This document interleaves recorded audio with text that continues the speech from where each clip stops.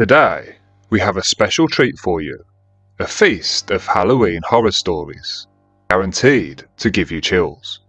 So grab a snack, dim the lights, and prepare for a feast of grim and grisly content. I'm your host, Severed Soul. Who answered the door? A couple of nights ago, I noticed on my phone that I had a few missed calls from my aunt, along with a text message, which made my blood run cold. My aunt was telling me that she'd been over to my house with my cousin, who's 12 years old, to drop off a few things. This was 2 days ago, at around 8:30 at night. I always try to keep my porch and kitchen lights off as much as possible to save on the energy bills. But I tend to turn them both on when I answer the door to anyone. The interaction I'm about to tell you about took place in the dark. There were no porch lights on, and the kitchen light was off too. My aunt said she was sitting in her car with the headlights on facing the door. So, she witnessed this entire situation unfold before her very eyes. My cousin rang the doorbell, and within approximately 20 seconds my sister answered the door, but remained behind the screen door. She said she could also clearly see my other sister's boyfriend standing just behind her in the kitchen. My cousin asked for me and began to explain that she had a few things for me. But she soon realised that something wasn't quite right. My sister wasn't responding at all, and she was standing statue still the whole time, her face obscured by the darkness. To make matters even more peculiar, my other sister's boyfriend was also standing statue still behind her, also not saying a word. Totally unnerved and freaked out by this bizarre situation, my cousin turned and ran back to the car where my aunt was waiting. Now this is where things get extremely creepy. Both of my sisters, and the boyfriend in question, moved out of my place approximately 2 months ago. I now live alone. Totally alone. Meaning, I was home alone on the night in question. I was in my room the whole night. I didn't hear the doorbell ring, and I didn't hear any voices or anything like that. The only thing I remember was that my dog randomly started barking at some point during the evening. I paused my TV and sat in silence for a moment, listening out for anything that might have made him bark. I didn't hear anything, so I thought nothing of it and went back to my TV program. I'm not entirely sure what time this was, but I'm assuming that he'd heard the doorbell ring. I asked my aunt over and over again if she was absolutely certain this was what had happened because, as I mentioned, I was home alone. What she was explaining to me was impossible and absolutely terrifying. There is just absolutely no possibility that either of my sisters or the boyfriend could have answered my door that night. My aunt and my niece both swear blind that this is exactly what happened, and now I don't feel comfortable in my own home. This morning, my dog kept barking and growling at something, his hairs standing up on end.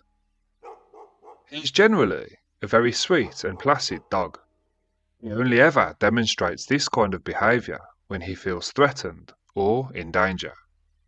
The possibility that he might have been reacting to something that I couldn't see or hear absolutely scares the life out of me. Recently, I've been overwhelmed by this fear of encountering some kind of mimic or supernatural entity. Living on my own just intensifies the fear. I'd love to know what you think in the comments section.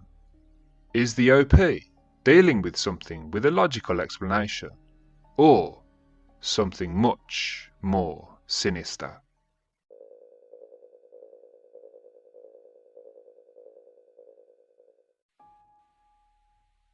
It was a chilly October evening, a few nights before Halloween. It was the kind of night that wraps around you like a cold blanket, reminding you that winter is just around the corner. My baby boy, Oliver, had just drifted off to sleep in his crib, his small chest rising and falling rhythmically. I had always been a bit of a worrywart when it came to him, so after tucking him in, I made sure to check the baby monitor before settling down in the living room. The monitor was a high-tech nanny cam, equipped with night vision and two-way audio. I loved the peace of mind it gave me, allowing me to keep an eye on Oliver while I relaxed on the couch. I poured myself a cup of tea, turned on the television and settled in, occasionally glancing over at the monitor's feed, watching my sweet boy sleep peacefully.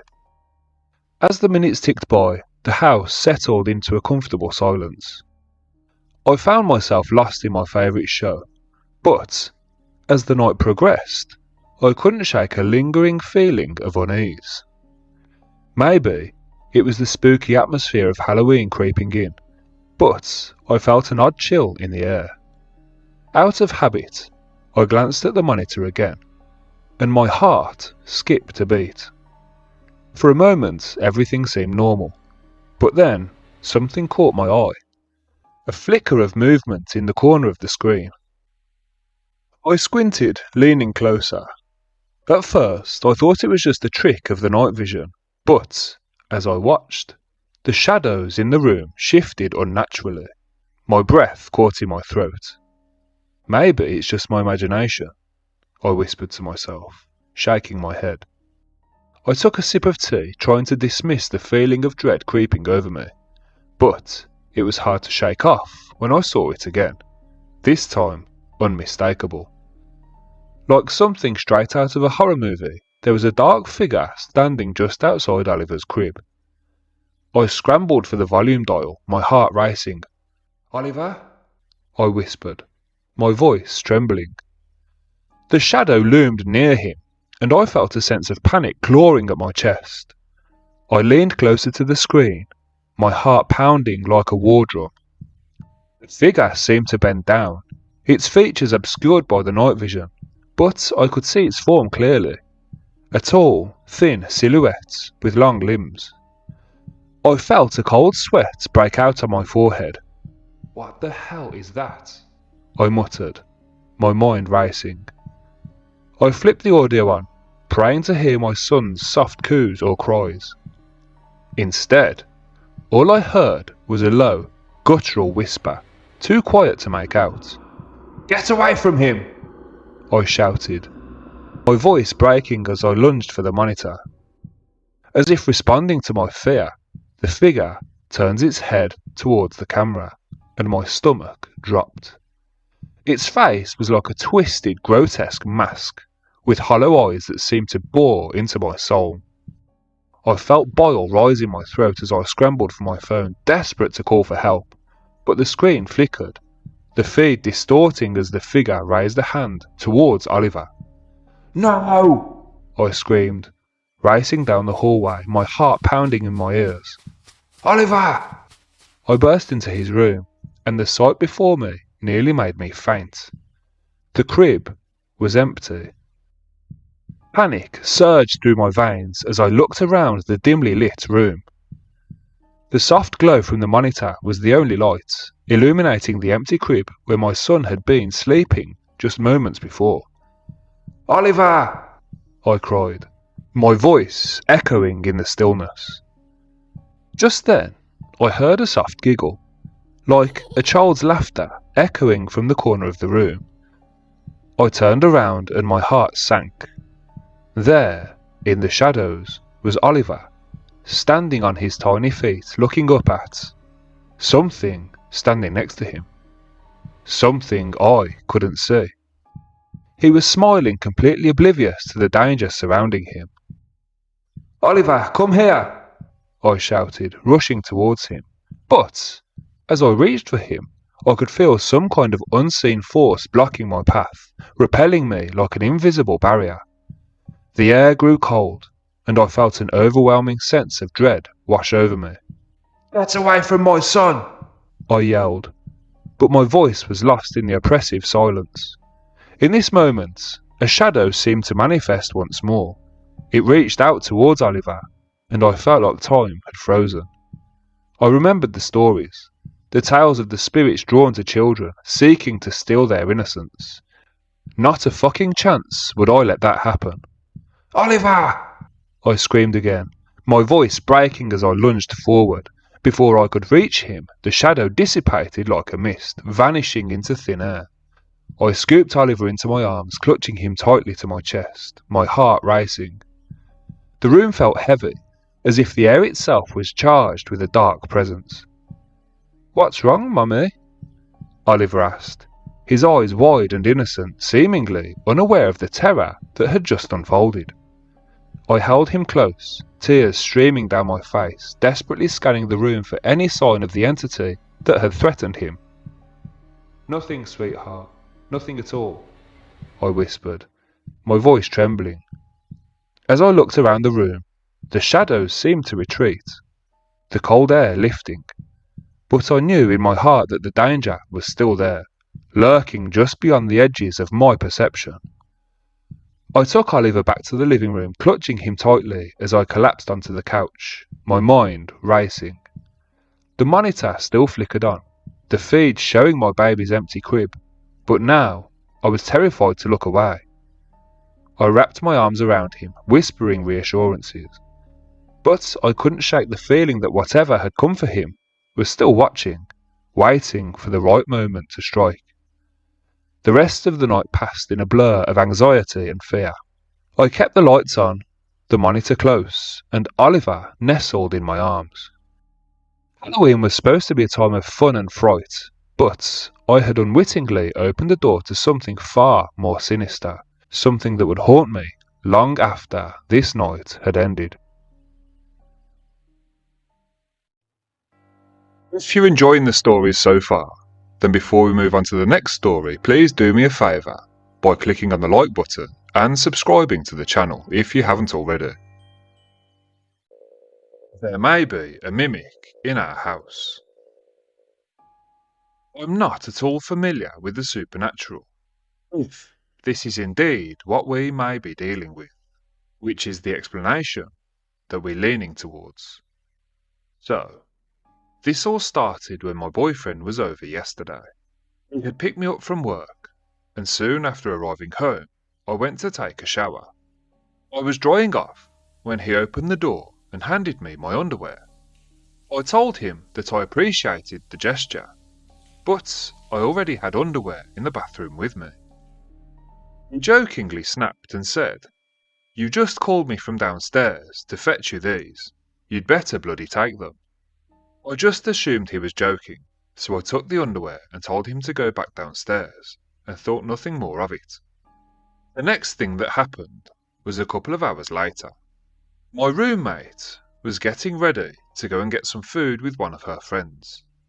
I heard her calling my name from the bedroom to help her to zip up the back of her dress. However, when I trotted over to her bedroom, there was nobody in there. Not only that, but when I saw her leaving the bathroom, she was wearing a tank top and some jeans, nothing that required me to zip it up. I told her that I'd clearly just heard her voice calling from the bedroom, and she looked at me really confused. She went into her bedroom and looked around. Her TV was off, and her computer was off too. There was absolutely nothing in her bedroom that I could have mistaken for her voice. The next experience happened at around 11 p.m. My boyfriend and I had been watching Netflix, and I had a craving for ice cream. So, we drove to the local store to get some. After eating the ice cream, we sat and watched some nature documentaries for about an hour and a half before going to bed. We woke up at around 7 a.m. when he had to leave for work. My roommate was already up and made a joke that we must have been really going at it last night. She said this because of the somewhat questionable sounds coming from our bedroom that night. We did not share any intimacy on the night in question. I really didn't know what she was talking about. When we were alone, we discussed what we thought was happening. I was initially the one to draw an extreme conclusion based on the spooky occurrences. The underwear in the bathroom, the zipper on the dress, and the shrieking noises coming from the bedroom. She's a big believer in this kind of stuff, so she seemed very open to the suggestion that we might be dealing with some kind of mimic or doppelganger. The last spooky incident came when me and my boyfriend were doing our evening meditation, and we could clearly hear somebody speaking in the hallway. It sounded very much like a conversation between two people. We both broke concentration and listened for a moment. Regardless of the recent activity in the house, my initial reaction was to consider that this might be an intruder. But then, clear as day, through the door we heard, "Good night, you two," followed by a high-pitched giggle. Both of these things are what my roommate says and does when she passes by my bedroom door and I'm with my boyfriend at night. We lit some sage around the house whilst saying a prayer, but I'm not sure if this will do any good. We also intend to have the house tested for carbon monoxide and mould. I absolutely understand if you hear this and don't buy into it, because, to be honest, I'm not 100% sure that I believe it either. To provide an update, we had the house tested and no carbon monoxide or mould were detected in the house anywhere. I'm not entirely sure whether we should be relieved or concerned. But what do you think? Is the OP encountering a mimic or doppelganger, or is there a more logical explanation to these ghostly goings-on?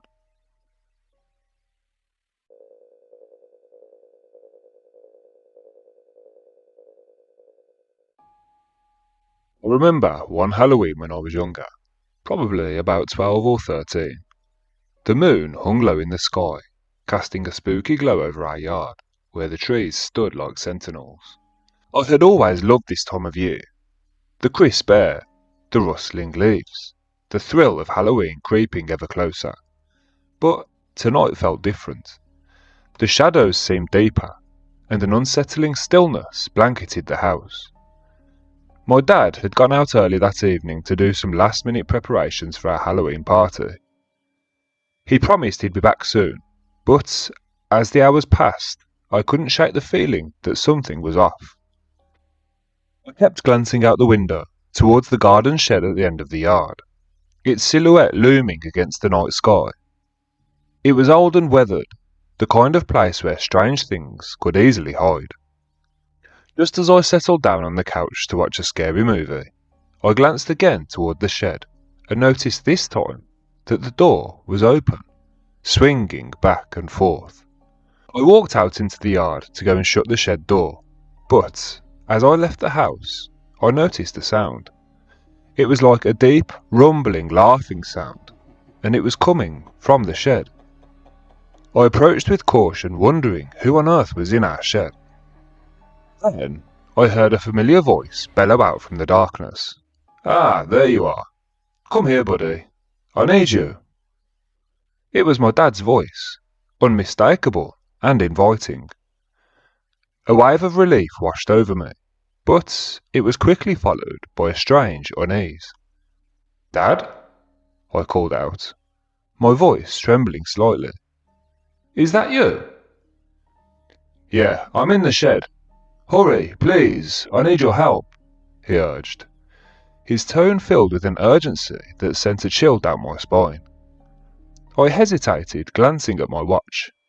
10:15 p.m. It was late, and the darkness outside felt oppressive. "What are you doing in there?" I asked, trying to keep my voice steady. "I need your help with something important. Just come to the shed," he insisted, the warmth of his voice pulling at my heartstrings. But something felt wrong. My instincts screamed at me to stay put, to ignore his pleas and head straight back to the house. "Just a minute," I shouted, trying to buy time as I wrestled with my fear. Apprehensively, I continued slowly into the darkness. The shed was a shadowy outline against the moonlight, and I could see no sign of movement. "Come on, I don't have much time," he urged again, his voice rising with a hint of desperation. Against my better judgment, I aimed my flashlight towards the shed and made my way to the door. With each step towards the shed, my heart raced, pounding in my chest like a drum. I reached the shed, and the cold air hit me like a slap around the face, wrapping around me like an unwelcome embrace. "Dad?" I called out again as I approached the shed. The door creaked ominously as I reached for the handle, and I hesitated for a second, my mind racing with doubts. "Just open the door, please," his voice came again, now tinged with impatience. I took a deep breath and pulled the door open. The hinges squealed in protest, and the smell of damp wood and rusted tools hit me like a wave. The flashlight beam cut through the darkness, revealing the cluttered interior. It was a large shed, filled with old gardening tools, paint cans, and boxes of forgotten things. "Dad?" I called out again, stepping inside. The door swung shut behind me with a soft thud, and I felt a shiver run down my spine. "Over here," he said, and I followed the sound of his voice deeper into the shed. My flashlight flickered, casting eerie shadows that danced along the walls. The atmosphere felt heavy, charged with an energy that made the hairs on my arms stand on end. As I moved closer to the back of the shed, I noticed something strange. The air felt colder, almost frigid, and the shadows seemed to stretch and twist unnaturally. "Dad, where are you?" I called again, my voice trembling now. "I'm right here," he replied, but his voice sounded different, echoing oddly, as if it were coming from somewhere far away. I reached the far wall and shone my light around, but there was no sign of him. Panic bubbled in my chest. "Dad, this isn't funny. Where are you?" Suddenly, I noticed a dark figure standing in the corner, partially obscured by the shadows. My heart raced as I took a step back, the beam of my flashlight wavering. "Dad!" I said, my voice barely above a whisper. "Come closer," the figure urged. As the light illuminated its features, my heart dropped. The face that stared back at me was not my father's. It was a twisted reflection, eyes hollow and mouth curved into a sinister grin. "Who are you?" I screamed, stumbling back towards the door, but it slammed shut with a deafening bang. The figure took a step forward and started speaking in a dialect I couldn't understand. I turned to the door, but it wouldn't budge. The air thickened, and I felt a presence closing in around me, suffocating and overwhelming. "Let me out!" I screamed, banging on the door, panic coursing through my veins. The figure let out a deep, guttural laugh that sounded almost like a growl. It was a chilling sound that echoed in the confined space. Suddenly, the shed was filled with a cold gust of wind swirling around me like a storm. I could hear my dad's voice again, but this time it was different. Deeper, more sinister. "Come join me, son. This is where we belong." Desperation surged through me and I slammed my shoulder against the door, feeling it finally give way. I burst out into the night, the chill of the air hitting me like a wave. I didn't look back as I sprinted across the yard, not stopping until I reached the safety of the house, slamming the door behind me. I leaned against it, gasping for breath, the echoes of that twisted voice ringing in my ears. I could still hear my dad calling me, but now it was a hollow sound, a cruel imitation of the love I had always known. As I sank to the floor, trembling, I knew that whatever had come from that shed had taken my father's voice, his essence, and twisted it into something dark and malevolent. Halloween had always brought a thrill, a playful fear, but this time it had awakened something far worse. Eventually, my real dad, came home. He walked through the door and greeted me as normal, completely oblivious to the horrors that I had just endured. That night, I lay awake, haunted by the whispers that seemed to linger in the air, waiting for the moment I would let my guard down. The garden shed loomed ominously outside my window, a reminder that some doors should never be opened, and some voices should never be answered.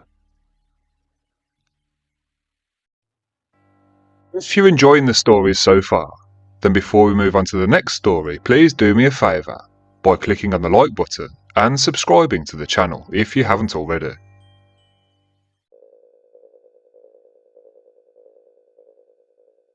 The wind howled outside, rattling the old windows of my family's home as Halloween night settled in. I had been spending the evening alone, my parents attending a party a few houses down the street. The flickering candlelight cast eerie shadows on the walls, and the flickering light from the TV did little to ease the growing unease I felt. I had always loved Halloween, but tonight felt different, charged with a strange energy that made the hairs on the back of my neck stand on end. It started softly at first, a low whispering that I initially brushed off as the wind, but as the hour grew late, the sounds began to take shape, rising from the attic above. I tried to ignore it, telling myself it was just my imagination, but the voices grew louder, more distinct. They were children's voices, giggling and chattering, as if they were having a conversation. My heart raced. Who could be up there? The attic was supposed to be empty. I gathered my courage, feeling a mix of curiosity and dread. I grabbed a flashlight, its beam trembling as I climbed the creaky stairs leading to the attic door. The whispers stopped the moment I reached the top, leaving an eerie silence in their wake. My breath caught in my throat as I pushed the door open, the hinges creaking in protest. The attic was dimly lit by the moonlight filtering through a small, dusty window. Boxes were stacked haphazardly, and old furniture loomed in the shadows. I could feel the air thickening, heavy with anticipation. "Hello?" I called out, my voice echoing in the stillness. "Is anyone up there?" Silence answered me, but then, faintly, I heard it again. A giggle, followed by a children's voice saying, "Come play with us." My heart raced. It sounded so innocent, yet there was something unsettling about it. I stepped further inside, the floorboards creaking beneath my weight. "Who are you?" I whispered, feeling a chill creep up my spine. The giggles returned, now accompanied by the sound of footsteps. Small, hurried steps. I shone the flashlight around, desperate to catch a glimpse of whoever was there, but the shadows seemed to swallow the light, keeping their secrets hidden. "Come on, don't be scared," one of the voices urged, a playful lilt in its tone. "We're waiting." The feeling of being watched wrapped around me like a shroud, and I could almost feel the presence of unseen eyes studying me from the corners of the attic. "Stop playing games," I shouted, my voice cracking. "Show yourselves." As if in response, the laughter erupted, filling the air with an otherworldly echo. I felt a cold breeze pass straight through me, and the boxes began to rattle, shifting in place as if something was moving them. Then, in the corner of my eye, I saw movement, a flicker of white. I turned, but nothing was there. My heart raced as the whispers grew louder, merging into a chaotic chorus. "Play with us, forever," they cried out, the sweetness of their voices now laced with a chilling undertone. Panic surged through me, and I turned to leave, but the door slammed shut with a deafening bang. I gasped, scrambling for the handle, but it wouldn't budge. The voices grew frantic, their giggles turning into shrieks of excitement. "You can't leave. You have to stay and play." I felt a presence closing in on me, the shadows stretching and contorting as if they were alive. The air turned icy, and I could see my breath in front of my face. "Please let me out," I begged, pounding on the door, desperation clawing at my throat. But the laughter only grew louder, drowning out my cries. Suddenly, the flashlight flickered and died, plunging me into absolute darkness. I was enveloped by the voices, their whispers wrapping around me like a noose. "You belong to us now," they sang, their tones sweet, yet sinister. In that moment I realised I was not alone in the attic. I was trapped, surrounded by the spirits of children who had once played there, their laughter now a haunting echo. I could feel their cold fingers brushing against my skin, pulling me closer into their world. As the door finally creaked open, I stumbled back, gasping for breath. My parents stood in the doorway, their faces filled with confusion. "What's wrong?" they asked, but I couldn't answer. All I could hear were the fading giggles behind me, the last vestiges of laughter swirling into the night as I fled from the attic, forever haunted by the voices that called me back.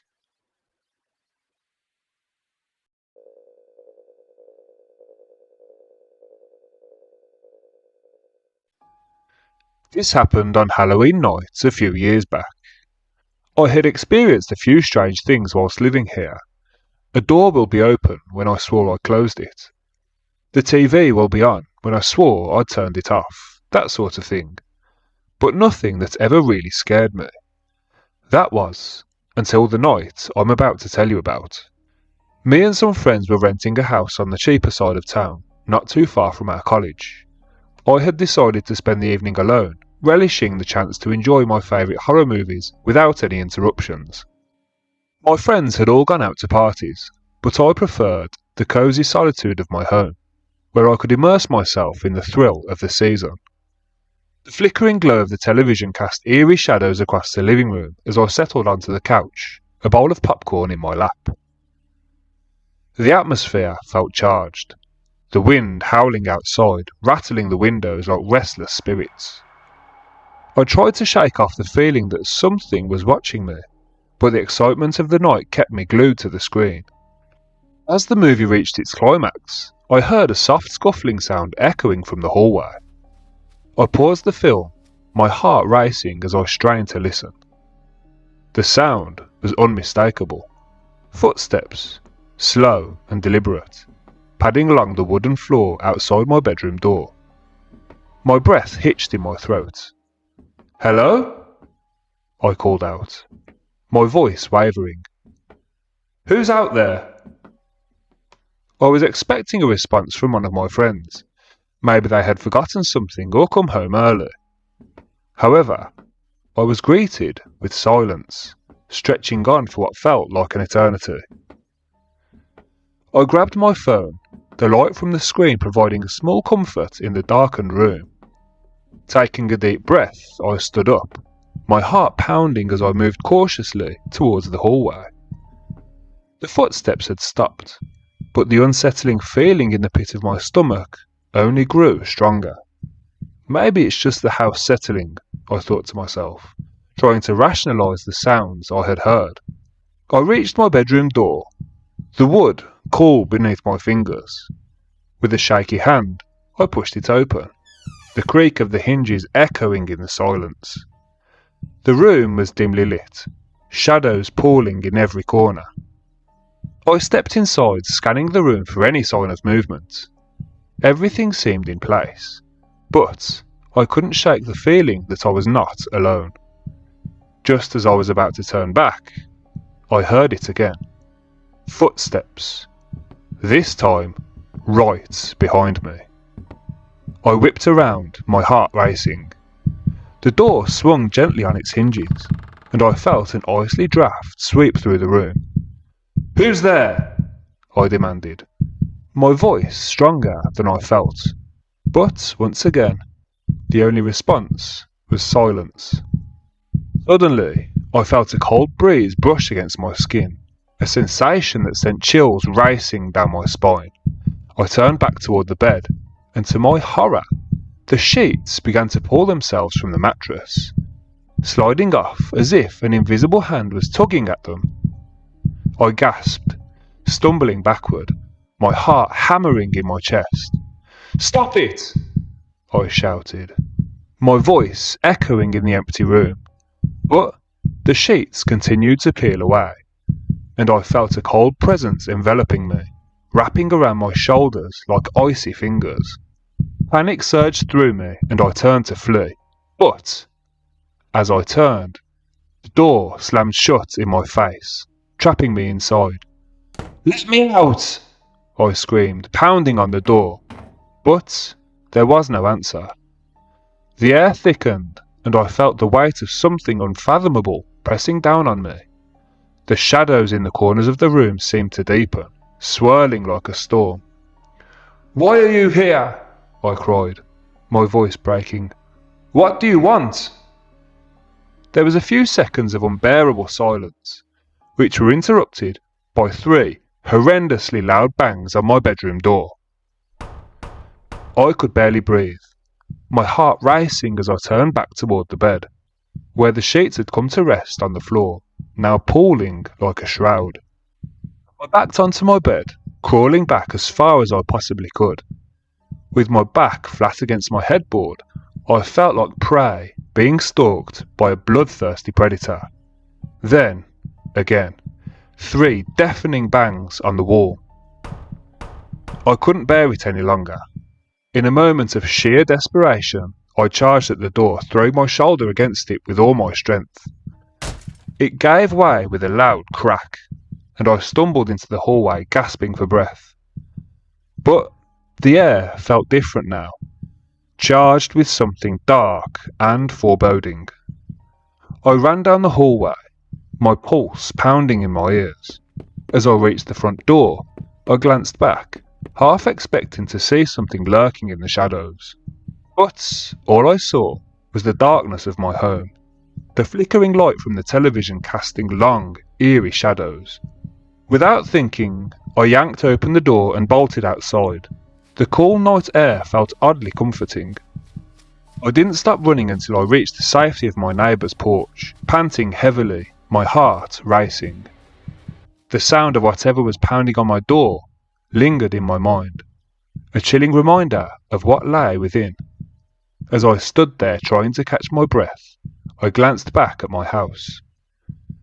The windows were dark, and the front door hung slightly ajar. I knew I would never return to that house alone again, not after what had happened. It was definitely time to start looking for alternative accommodation. Halloween was supposed to be a night of fun and fright, but I had uncovered something far more sinister.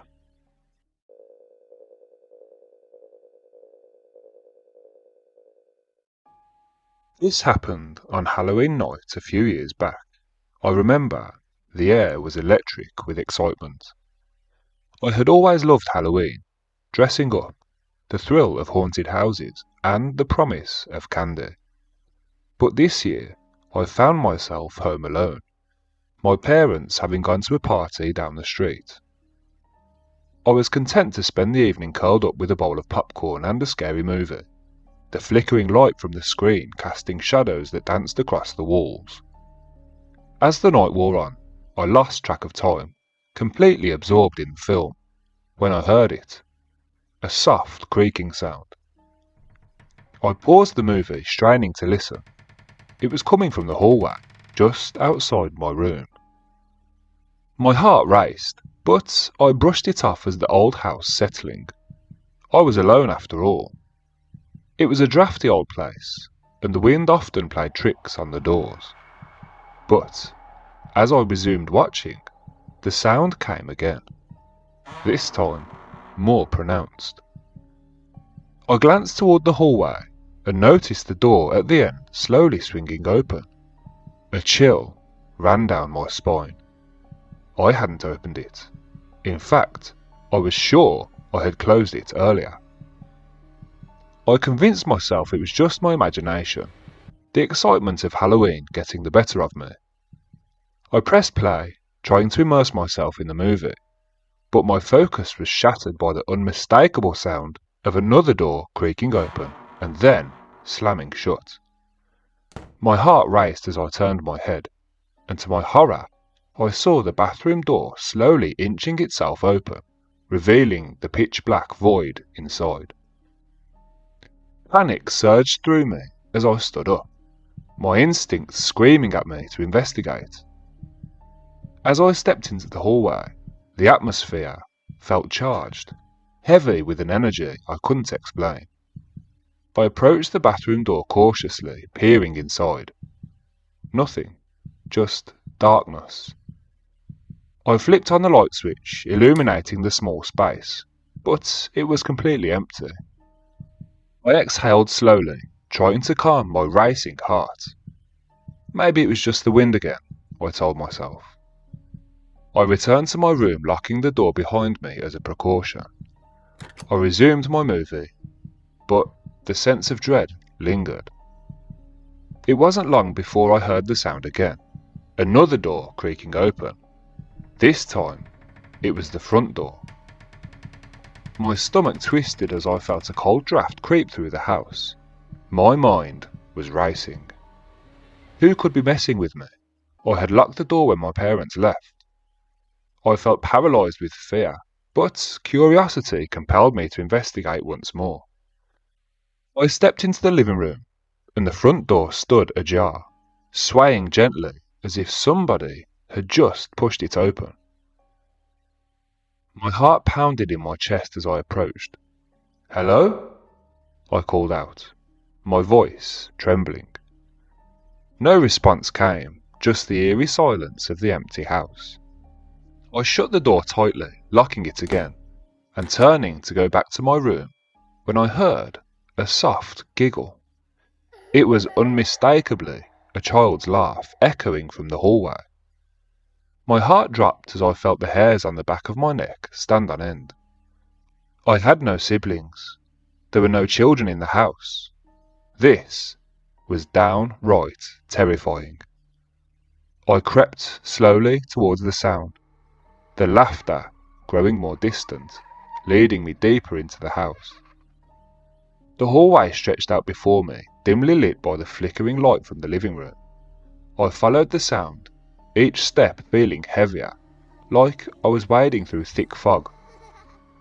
The laughter led me to the guest bedroom, its door slightly ajar.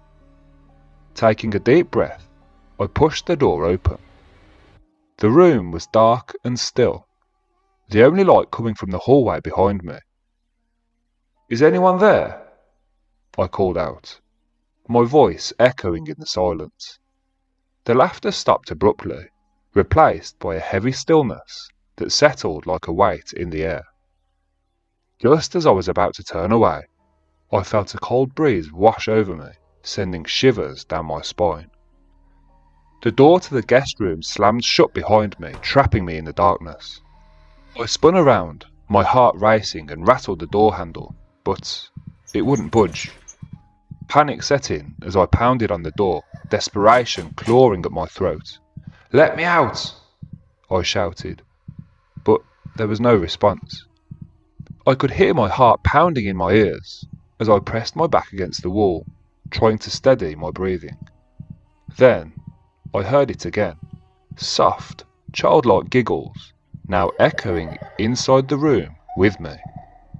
"Play," a voice called.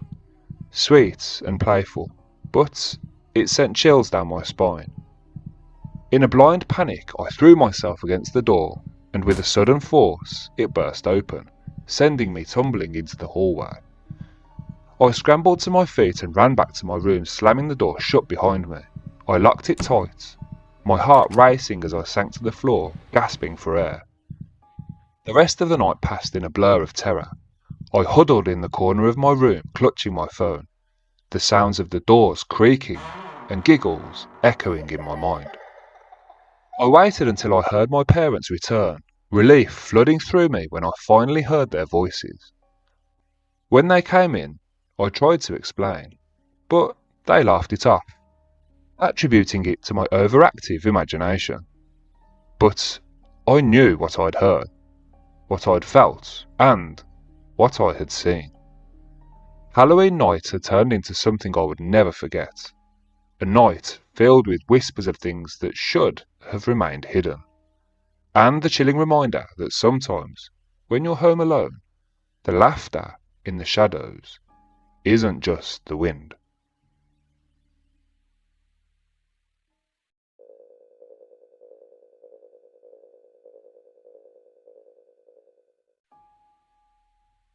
It was Halloween night, and the air outside was electric with excitement. My friends had all gone out to the big party down the street, but I had opted to stay at home. I wasn't much for crowds, especially on a night when the veil between the living and the dead was said to be at its thinnest. Instead, I planned to binge watch horror movies in the comfort of my living room. The glow of the television filled the room, casting long shadows that danced across the walls. I settled into the couch wrapped in a blanket, a bowl of popcorn resting in my lap. The wind howled outside, whistling through the trees, and I couldn't help but feel a sense of unease. The old house creaked and groaned as if it was alive, but I brushed it off as just my imagination running wild. About halfway through the second movie, I could hear a soft knocking. It sounded like it was coming from the front door. I paused the film and listened intently, the sound echoing through the stillness of the house. Presuming it was kids playing trick or treat, I grabbed the large plastic pumpkin I had prepared filled with treats and opened the front door. To my surprise, there was no sign of anyone outside. I called out just in case, but was met with silence, thick and oppressive. I shook my head trying to convince myself it was just the wind blowing against the door knocker, or maybe rubble blowing against the door. I returned to the movie, and all was quiet for about 10 minutes until I heard it again. But this time, the knocking continued, persistent and rhythmic. It was unnerving, and I felt a prickling sensation at the back of my neck. As I walked towards the front door, like the flick of a switch, the knocking at the front door ceased. It had shifted. No longer at the front door, it was now echoing from the back door. A quick glance at the clock showed it was almost midnight. This isn't funny, I muttered to myself, feeling the hairs on my arms stand on end. It can't be trick-or-treaters at this hour. Against my better judgment, I decided to check out the rear of the house. As I approached the door, the knocking persisted, seemingly getting louder and quicker. I reached for the door handle, my heart already beating like a drum in my chest. The very second my hand touched the handle, I heard something that made my blood run cold. It was a voice. The voice of a child. Trick or treat, followed by a haunting giggle. My heart raced. Who's there? I called out, trying to sound braver than I felt. The only response was the sound of my own voice echoing back at me. I opened the back door just a crack, peering out into the darkness.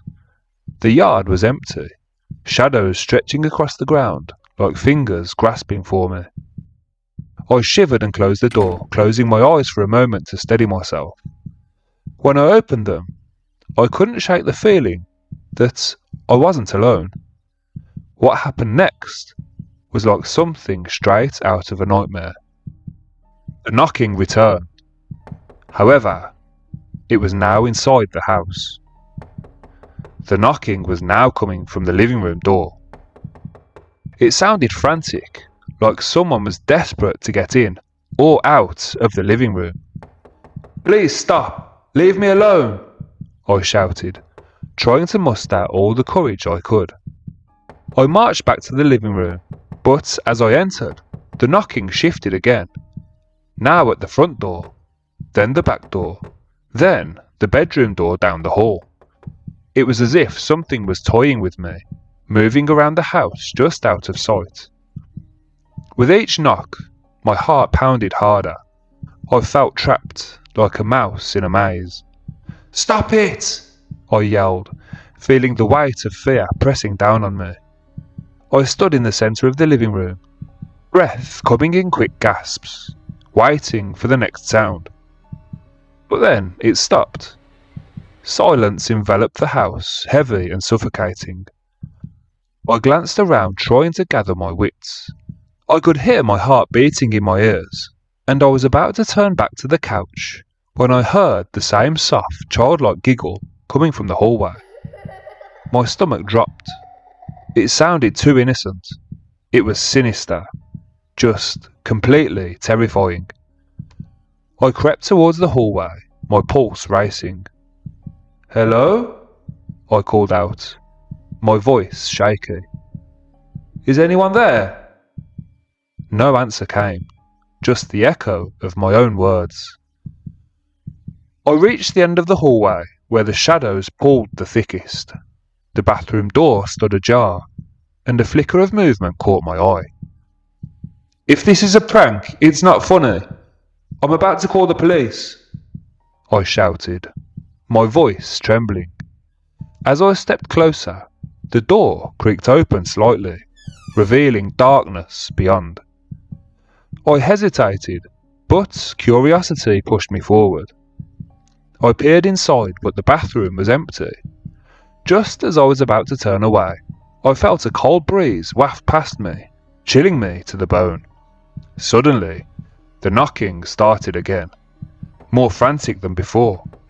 It came from all directions, front door, back door, bedroom door, an overwhelming cacophony that filled my ears. I spun around, panic setting in. "What do you want?" I screamed. But the only response was more laughter, echoing, haunting, and entirely unnatural. In a surge of adrenaline, I bolted back to the living room, my eyes darting around, searching for an escape. I grabbed my phone, ready to call for help, but the screen flickered and died, leaving me in darkness. I was alone, trapped in this nightmare with whatever was tormenting me. The knocking stopped suddenly, and a heavy silence settled over the house. My heart raced as I stood, frozen, just waiting for something to happen. And then, the front door swung open slowly, creaking on its hinges, revealing an empty porch bathed in moonlight. "Trick or treat," the voice came again, this time echoing from multiple directions, a chorus of eerie voices that sent shivers down my spine.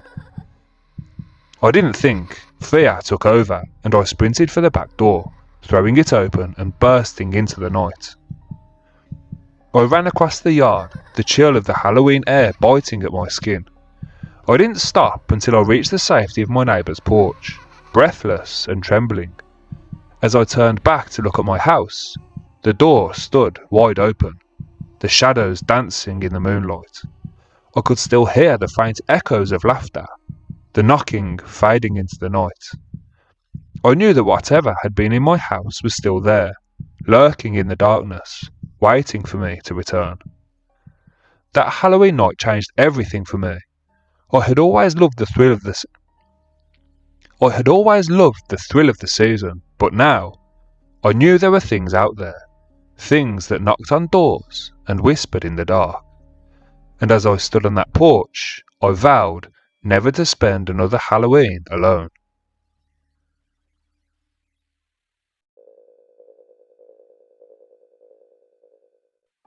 It was a freezing winter evening, and I was home alone, nestled in my blanket on the couch. My family had gone to visit relatives for the holiday, leaving me alone to enjoy some peace and quiet. As I flipped through the channels, I couldn't shake the feeling that I was being watched. The house was unusually silent, with only the occasional crackle of the heating system. I glanced out of the window, and that's when I saw it, a dark shadow moving across the yard. I squinted, trying to make sense of it, but within seconds the figure was gone. Trying to shake off the feeling of unease, I turned my attention back to the TV. Only a few minutes later, I felt a chill sweep through the room, and my gaze was drawn back to the window. This time, I saw a clearer shape. A dark figure standing directly outside the window, staring at me. My heart raced as I realised it bore an uncanny resemblance to my own reflection. But its eyes were hollow, and a sinister grin stretched across its face. Fighting the urge to scream, I bolted to the front door. But when I reached it, the figure once again disappeared. As I stepped outside, the cold air hit me like a slap in the face. I looked around, but there was nobody there. I hurried back inside, locking the door behind me, feeling the weight of dread pulling at my chest. The rest of that night was absolutely agonizing. I could hear whispers echoing through the halls, and no matter how much I tried to convince myself it was only the wind, deep down, I knew it wasn't. I spent the rest of the night curled up on the couch, that shadow lurking in the corners of my mind. When my family returned the very next day, I told them what had happened, but they just laughed it off. Still, I could feel that shadow watching, waiting, and I knew I would never be home alone again.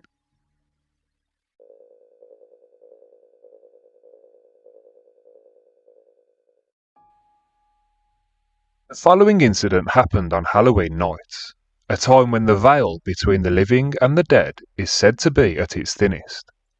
I was 16 at the time and had always been fascinated by the supernatural, revelling in ghost stories and the thrill of fear. This year, I decided to embrace the spirit of the season by hosting a small gathering at my parents' house, inviting a few friends over for a night of costumes, snacks, and spooky tales. As the evening wore on, we shared ghost stories, each one more chilling than the last. The atmosphere was electric, filled with laughter and excitement. We decided to play a classic party game that had always intrigued me, the Bloody Mary ritual. The idea was simple. Stand in front of a mirror in a dark room, chant her name 3 times, and see what would happen. After some initial hesitation, we gathered in my dimly lit bathroom, the only lights coming from a flickering candle I had placed on the sink. My friends giggled nervously, pushing each other forward, but I felt a thrill of anticipation. I stepped up to the mirror, the candlelight casting eerie shadows on the walls. "Are you sure about this?" one of my friends whispered, but I shrugged it off, eager to see if there was any truth to the legend. I took a deep breath, the air thick with tension, and began to chant. "Bloody Mary, Bloody Mary, Bloody Mary." My voice trembled slightly, but I pressed on, feeling a sense of exhilaration. As I finished the chant, the candle flickered violently, and for a moment, the room felt unnaturally cold. We all leaned closer to the mirror, searching for any sign of movement. At first, nothing happened. I was about to laugh it off when, out of the corner of my eye, I saw something shift behind me. A fleeting shadow, barely perceptible. My heart raced, and I turned to look, but there was nothing there. "Did you see that?" I asked, my voice barely above a whisper. My friends exchanged glances, their faces pale. "You're just messing with us," one of them said, trying to sound brave. But I could feel the tension thickening in the air. We decided to give it another go, despite the unease settling in our stomachs. I stepped forward again and repeated the chant, this time with a bit more conviction. "Bloody Mary, Bloody Mary, Bloody Mary." The room grew colder. The candle flickered wildly, casting dancing shadows on the walls. And then it happened. As I glanced back at the mirror, I saw her, a girl standing right behind me. She was translucent, her features delicate and haunting. Her hair was long and dishevelled, falling around her face like a veil. Her eyes were wide, filled with an indescribable sadness that sent chills down my spine. I froze on the spot, my heart pounding in my chest. "Turn around," one of my friends gasped. But I couldn't move. The apparition seemed to be reaching out, her mouth moving silently as if trying to say something. The candle flickered one last time before extinguishing, plunging the room into darkness. I could feel my breath quicken, panic rising within me. Finally, I mustered the courage to turn around, but the bathroom was empty. I spun back to the mirror, my reflection staring back at me, but the girl was gone. "What just happened?" I stammered, my voice shaking. My friends looked just as bewildered, eyes wide with fear. We left the bathroom, deciding we had had enough of the game. I tried to rationalise what I'd seen, telling myself it was just a trick of the light, or my mind playing games. But, deep down, I knew what I had witnessed felt all too real. Later that night, as my friends left and the door clicked shut behind them, I felt a heavy weight settle in the room. I tried to shake off the feeling of unease, but as I sat alone in the dim light of my living room, I couldn't help but glance at the bathroom door. The memory of that girl lingered in my mind, her sad eyes haunting me. I decided to call it a night, but as I walked past the bathroom, I caught a glimpse of movement in the mirror again. My heart raced as I turned. The bathroom was empty, but when I looked back at the mirror, there she was, standing behind me once more. Her expression mournful, her mouth moving silently. "Who are you?" I whispered, too afraid to move. The temperature dropped sharply and I felt a chill run down my spine. I could sense her sorrow, an overwhelming sadness that filled the air. It was as if she was trapped, longing for something she could never have. In that moment, I realised that Halloween was more than just a night of fun and games. It was a reminder that some spirits linger, tied to this world by unfulfilled desires or unresolved issues. I backed away slowly, the weight of her gaze heavy on my shoulders, and fled to my bedroom, locking the door behind me. I spent the rest of the night wide awake, listening to the silence, the echoes of the past whispering in the dark. The girl in the mirror had left an indelible mark on me, a reminder that sometimes the things we summon in the dark are not just figments of our imagination. They're remnants of the past, seeking solace in a world that has long forgotten them.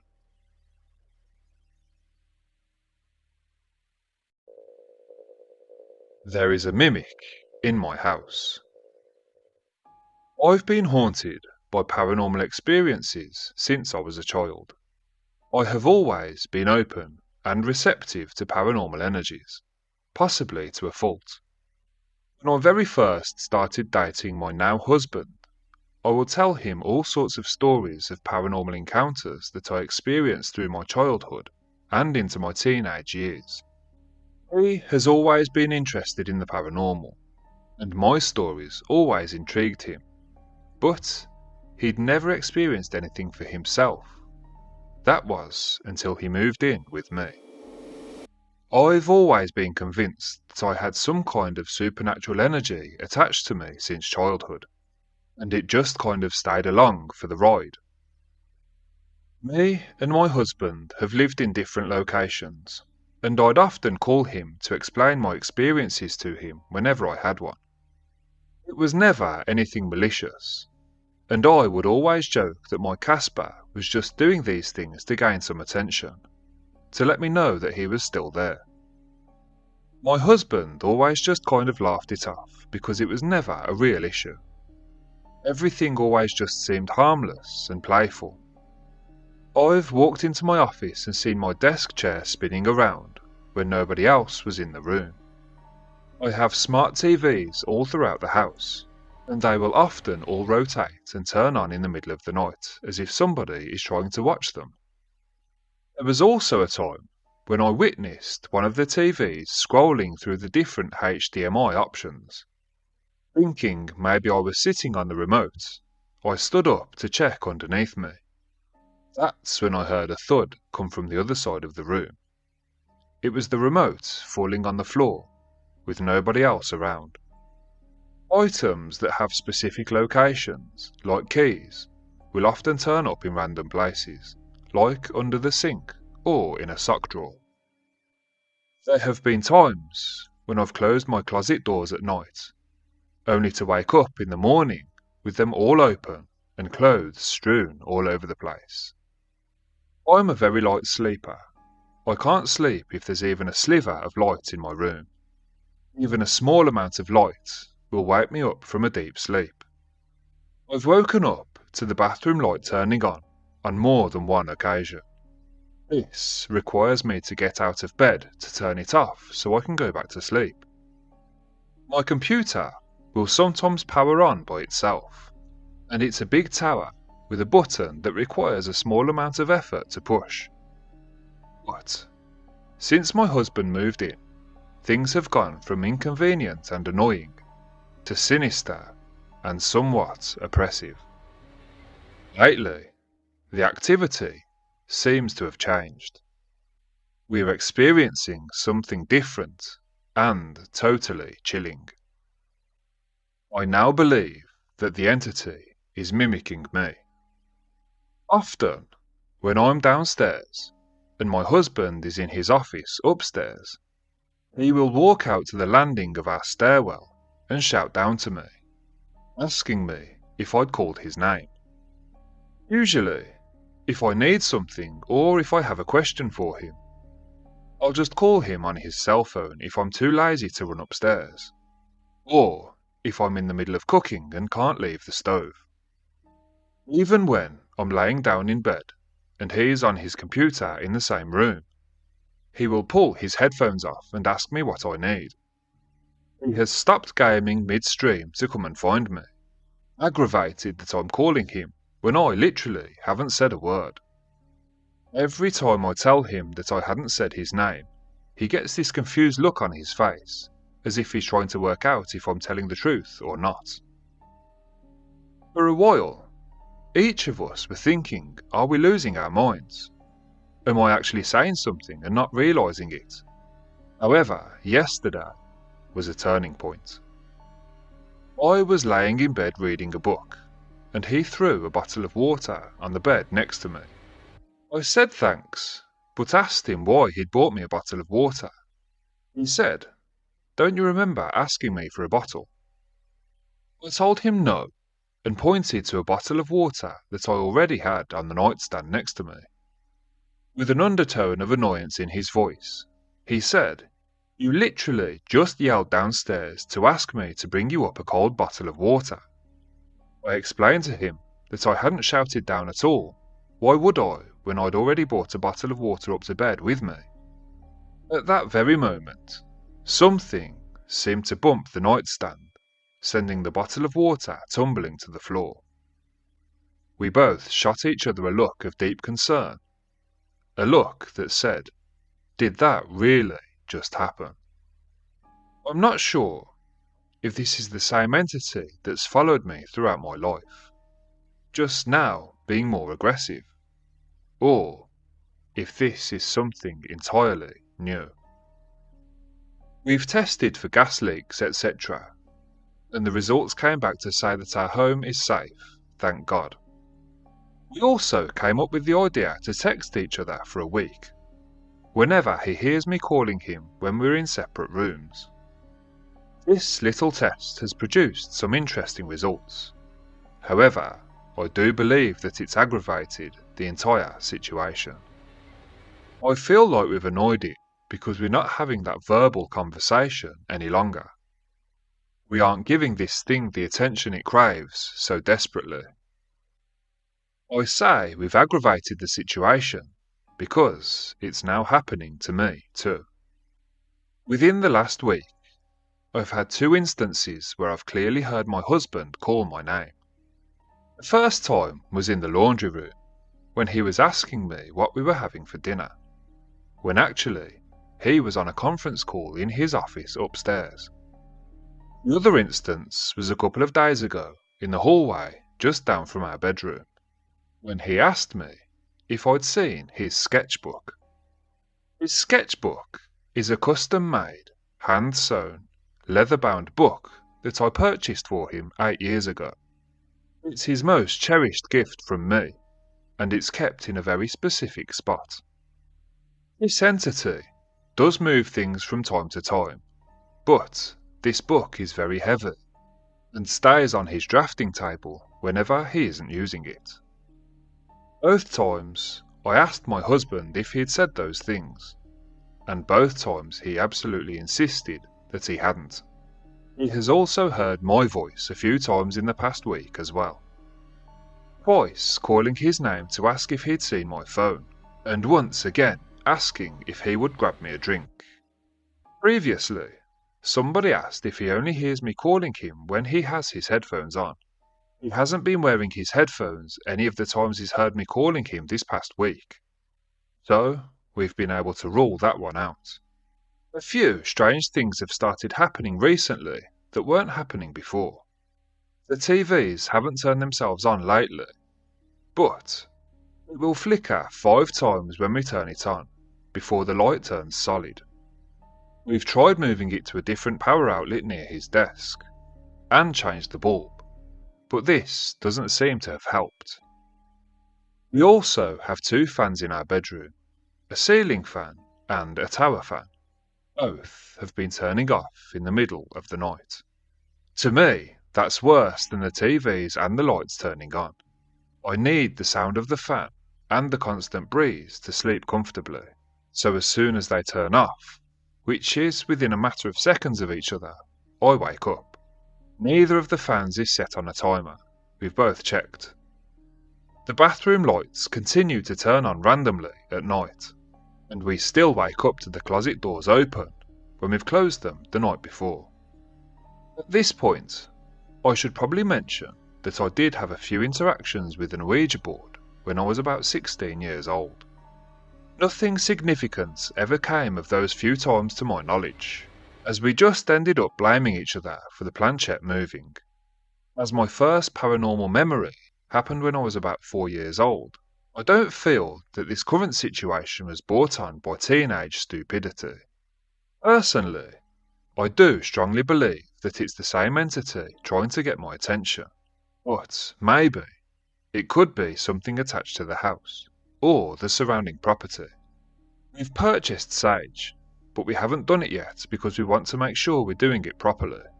I've heard numerous ways of doing it, windows open, windows shut, and I don't want to do anything to aggravate the entity. I've also been in touch with my family's local pastor. We have a meeting scheduled for next week, so we can sit down and go over everything, and maybe come up with a plan of how he can help. We still don't feel like we're in danger, but it's becoming very clear that something is happening due to its persistence to get our attention. We both very much of sound mind. Neither of us has any mental illnesses that we're aware of. Aside from extreme annoyance, is this any real cause for concern? What do you think? Should the OP be worried about the activity in their home? Have you ever experienced anything like this? Let us know in the comments section.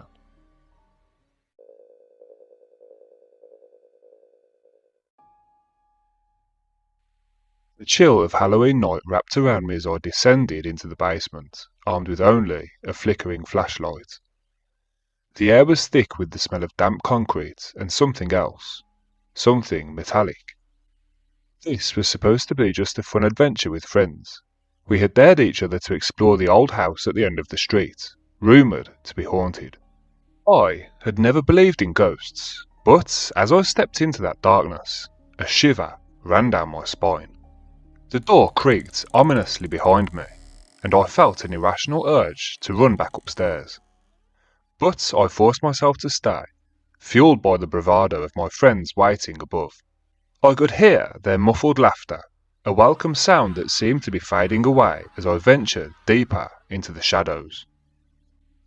The beam of my flashlight danced across the walls, revealing cobwebs that looked like fingers reaching out, trying to grasp me.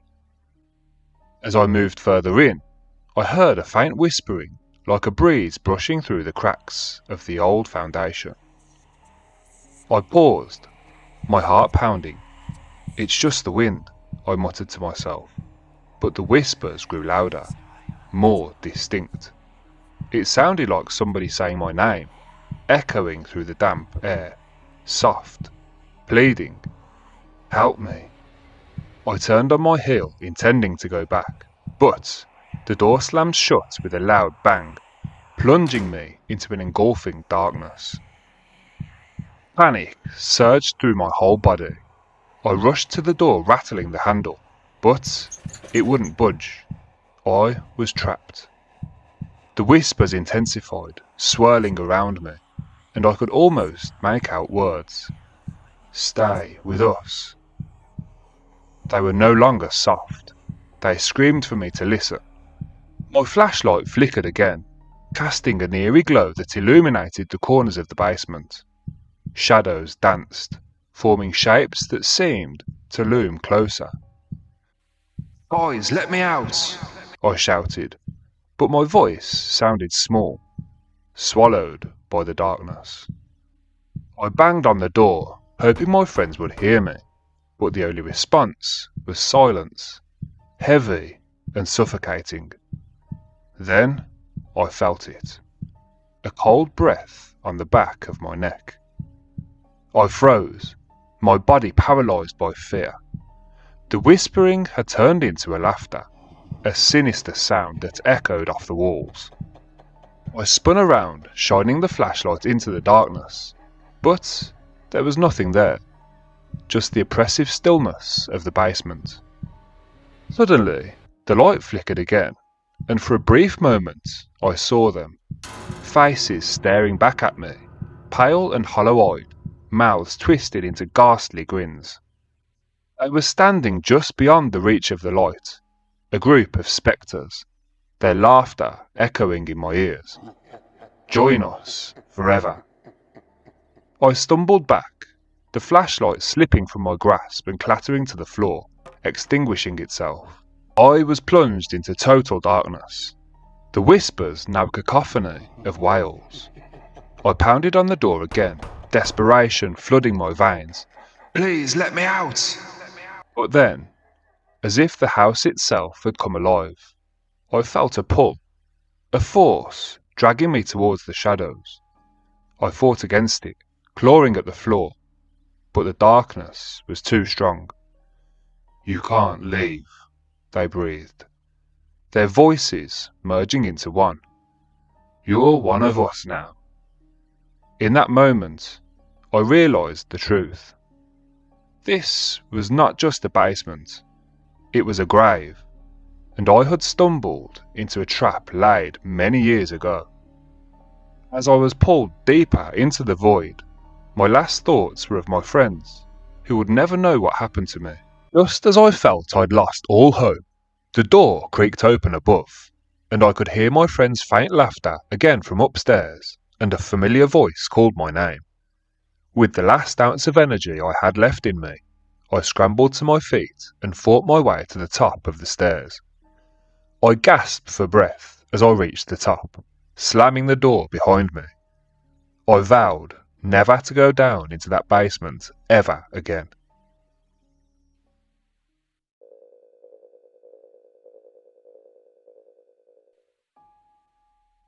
It was a cold, blustery night, and I was home alone while my family visited relatives.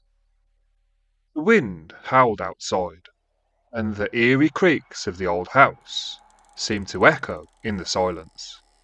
I settled in the living room, wrapped in a blanket, attempting to shake off the uneasy feeling that I felt in my gut. As I scrolled through my phone, I heard a loud thump come from the hallway upstairs. I shrugged it off, convincing myself that this was just the sound of the house settling. But then came another sound. Soft, whispering laughter. It sent a chill down my spine. I clutched my phone tighter, trying to convince myself that it was just my imagination. After a few moments of silence, I decided to grab a snack from the kitchen. As I walked down the hallway, I noticed the lights flickering.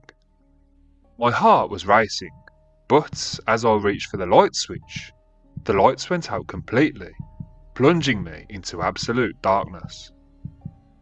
I fumbled for my phone, using its light to guide me. When I entered the kitchen, I felt a really cold breeze push past me. I turned around, but there was absolutely nothing there. Just as I was about to shrug it off again, I heard the laughter, but this time it was closer. It was high-pitched and mischievous, echoing through the empty rooms. Panic started to set in.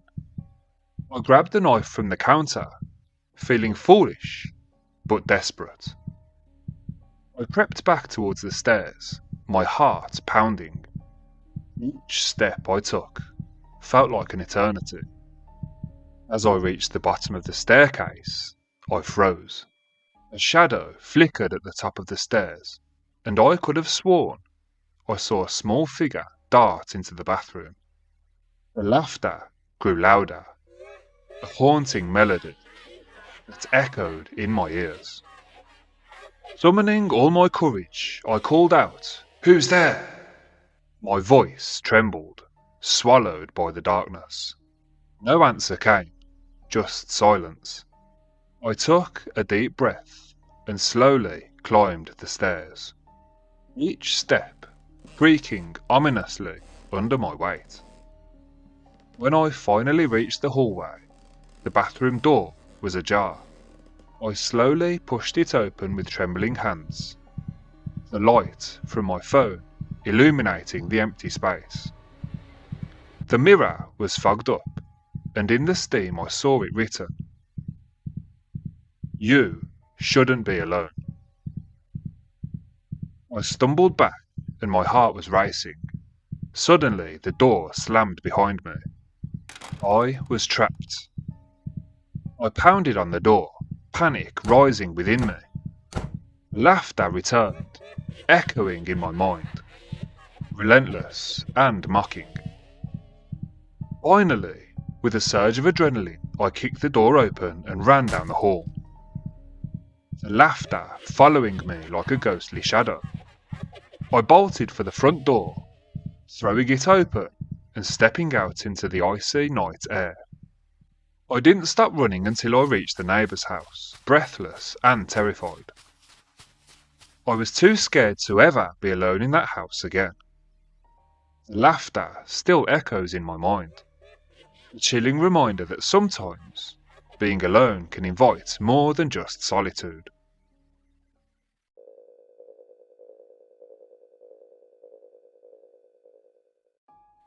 The wind howled outside, rattling the old window panes as Halloween night enveloped the neighbourhood.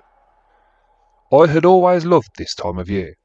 The costumes, the candy, the thrill of the spooky. But that night felt different. It was as if the air itself buzzed with an unsettling energy. My friends had left after a night of trick-or-treating, and I was left alone in the dim light of my room, the shadows stretching across the walls like dark fingers. As I settled into bed, I pulled the covers up tightly, trying to shake off the feeling that something was off. The streetlights flickered outside, casting eerie shapes on my ceiling. But just as I began to drift into a restless sleep, a faint sound pulled me back to consciousness. It was soft at first, like the rustling of leaves. I strained to listen, my heart pounding in my chest. Then I heard it. A child's voice, sweet and innocent. "Help me," it whispered from beneath my bed. My heart dropped. I stared at the dark space beneath my bed, my breath hitching in my throat. Surely it was just my imagination, a trick of the mind fueled by the Halloween spirit. I sat up, peering over the edge, but all I could see was darkness staring back at me. "Please," the voice came again, clearer now, filled with a desperate tone. "I'm scared. Can you help me?" I felt a chill run down my spine, a primal instinct warning me to stay away. My mind raced. What child would be under my bed at this hour? The voice sounded so familiar, yet I couldn't place it. "Who are you?" I managed to croak, my voice barely above a whisper. The response was immediate, accompanied by a soft rattling sound, as if something was shifting beneath my bed. "I'm lonely. I just want to play," it said, a hint of excitement creeping into the tone. My heart raced faster, the innocent plea sending waves of dread throughout my body. I thought of getting up, calling my parents, but something kept me rooted in place. "What do you want to play?" I asked, my voice shaking. "I want to come out," the voice replied, now tinged with frustration. "Just reach down and take my hand." The invitation sent a shiver down my spine. I could almost picture a small child, maybe lost or scared, waiting for my help. But a nagging feeling told me I shouldn't trust it. "No, I can't," I said, my voice trembling. "You need to come out." The air in the room grew heavy, thick with an unseen weight. The voice softened again, almost pleading. "But I can't, I'm stuck. Please, I just want to play with you." As the words echoed around me, the atmosphere shifted. The dim light in the room seemed to flicker, casting wavering shadows that danced across the walls. I heard a rustling sound, closer this time, almost like something was inching forward beneath the bed. Panic surged through me, and I swung my legs off the bed, my feet hovering above the floor. "Stop!" I shouted, my voice breaking. "Leave me alone!" But the voice only giggled softly, a sound that sent ice coursing through my veins. "Don't be scared, I'm your friend," it cooed. But there was nothing friendly about the way it sent shivers down my spine. With a surge of adrenaline, I stood up, ready to bolt to the door. But then I heard it again, a soft, sad whimper. "Please don't go. I just want to play." The sound was laced with a sorrow that tugged at my heart, but I couldn't let it fool me. I took a deep breath and grabbed the nearest object, a heavy book, and held it underneath the bed. There was a moment of silence, and then I heard it. The sound of something scuttling back into the darkness. The voice changed, turning from a plea to a low growl. "Why did you do that?" it hissed, the innocence gone, replaced by something darker. You were supposed to help me. I stumbled back, fear coursing through me as I bolted for the door. I flung it open and ran down the hallway, not daring to look back. I could still hear the low, menacing growl echoing in my ears, the child's voice transforming into something unrecognisable and horrific. I didn't stop until I reached my parents' room, throwing myself against the door and waking them with my frantic cries. As they comforted me, I could still hear the whispers from my room, lingering in the darkness, promising that it would be waiting for me when I was brave enough to return to my room.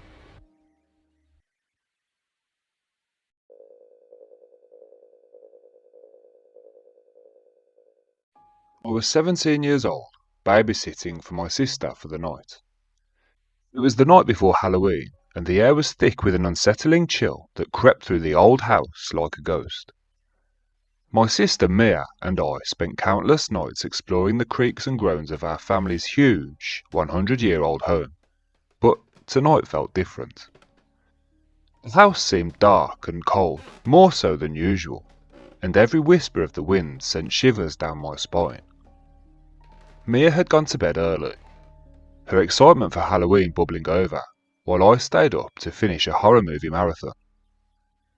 The clock ticked insistently in the background, and as the night deepened, the shadows in the corners began to stretch and twist, creating a dance of terror all around me.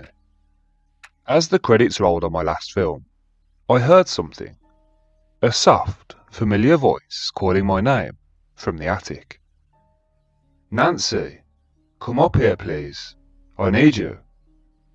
It was Mia's voice, sweet and coaxing. But something in her tone made the hair on the back of my neck stand up. What was she even doing up there? With heightened anxiety after watching scary films, my heart raced as I considered the possibility of her playing a trick on me. Still, it was unlike her to be so serious, so earnest. I glanced at the clock. 1:30 a.m. "Mia?" I called out hesitantly. "Are you up there?" "Just come up, Nancy. I really need you," she insisted, her voice rising with urgency. A chill ran down my spine.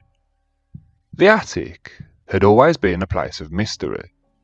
It was very large, and it was filled with old family treasures and forgotten memories.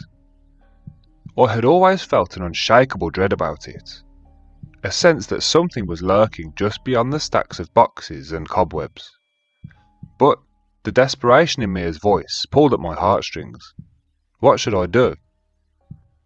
I stood up, my legs feeling heavy as I made my way toward the attic door at the end of the hallway. The old wooden steps creaked beneath my weight as I climbed up, each step echoing in the silence. I reached the door. The metal knob felt cold and unwelcoming in my palm.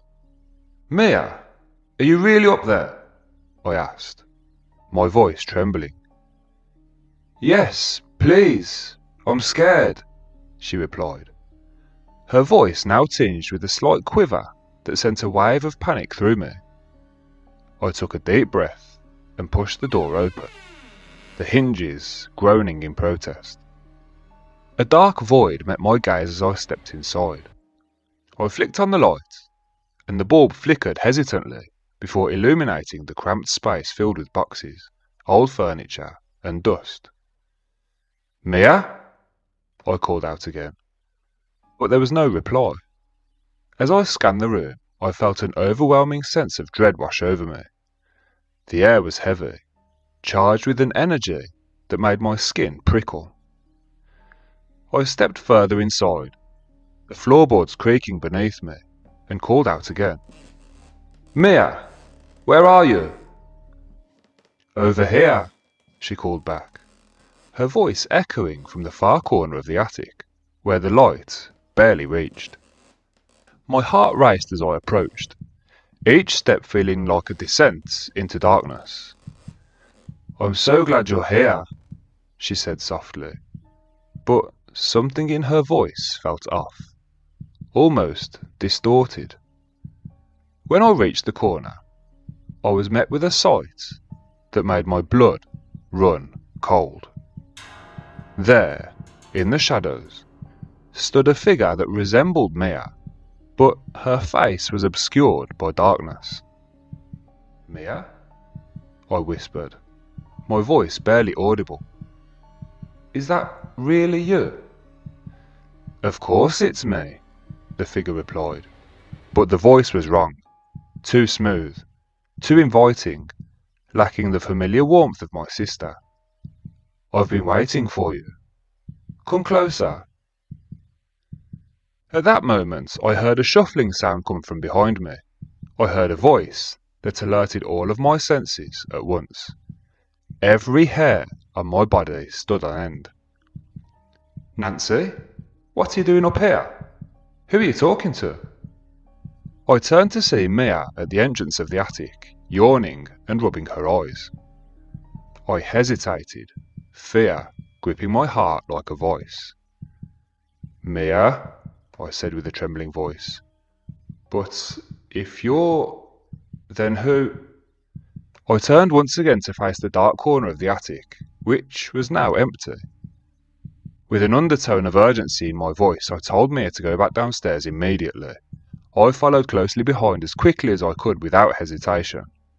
Without looking back, I slammed the door to the attic, shut behind me. As I reached the bottom of the stairs, I could hear her shrieks of anger and frustration.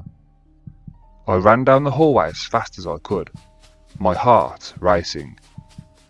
I instructed Mia to go to my room. I didn't stop until I reached the safety of my bedroom, locking the door behind me. I leaned against it, gasping for breath, my mind racing. I could still hear her voice echoing in my head, taunting me. "You can't hide forever. I'll always be here." As the minutes ticked by, I felt the weight of silence settle around me. I wanted to believe it was over, that I had escaped whatever darkness was pretending to be my sister. Every part of me wanted to believe that I had been imagining things, but deep down, I knew the truth. Something sinister was lurking in the shadows of our attic, and I was petrified that it would continue to call out to me. That night, I lay wide awake, listening for any sound, fearing the whispers that might come creeping back. What was it? A mimic? A doppelganger? Whatever it was, I knew I had to keep my sister safe. I glanced at the clock. It was nearly dawn, and in the quiet of the morning, I thought I heard it again, soft and sweet. "I'll be waiting for you. Let me out." I covered my ears, trembling, but even in the safety of my room, I could feel the ominous presence looming over me, waiting for the moment I would let my guard down. Halloween was just around the corner, and as the darkness crept in, I knew I would never truly escape the horror that lurked in the attic.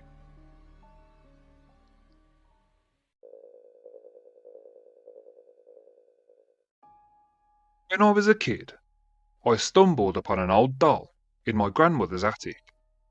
It was dusty, with a cracked porcelain face and scruffy hair that looked like it hadn't been brushed in decades.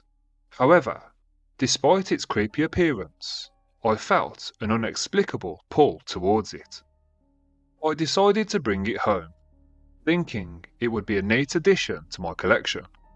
That night, I placed the doll on my bedside table, its eyes watching me as I drifted off to sleep. Around midnight, I was awoken to a soft, haunting melody drifting around my room.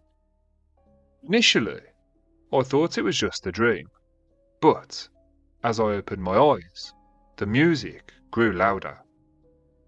I turned on my lamp, and to my absolute horror, the doll's head was now tilted as if it was listening to the music. Freaked out, I grabbed the doll and tossed it back in the attic box, slamming the lid shut. I returned to bed, but the music continued. Faint, yet insistent. I covered my ears, but that haunting melody echoed in my mind. The next morning, when I opened my eyes, That doll was back on my nightstand, its eyes glimmering as if it had a life of its own. Desperate to get rid of the thing, I threw it at the back of my wardrobe and locked the door. But every night I would hear that haunting melody, growing louder and louder each time. One evening, I'd had enough, and I decided to confront it. I took the doll out and held it tightly, demanding to know why it was haunting me. In that very moment, the music stopped. The doll's eyes seemed to widen, and I swear I heard a whisper. Terrified, I dropped the doll and ran straight out of the room. Eventually, I managed to get rid of the doll, but I never returned to that attic. And I swore to myself that I'd never bring home a strange toy ever again. To this day, I can still hear that haunting melody sometimes echoing through my room.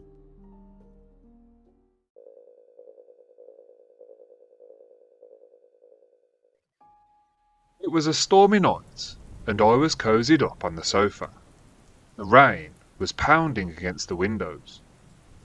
My family had gone out for the evening, leaving me alone with my thoughts and a stack of horror movies. Just as I started to settle down with a snack, my phone buzzed. An unknown number flashed on the screen, and against my better judgment, I answered it.